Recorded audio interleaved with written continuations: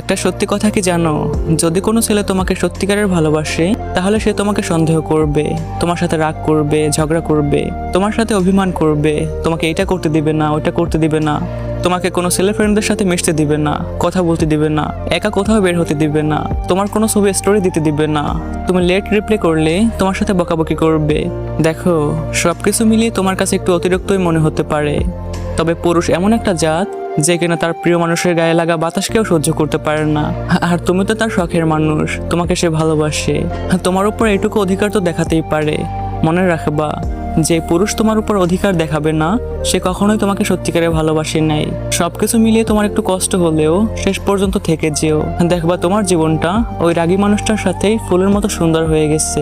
Mention করো তোমার সেই প্রিয় মানুষটাকে যে কিনা তোমার সাথে এমনটা করে।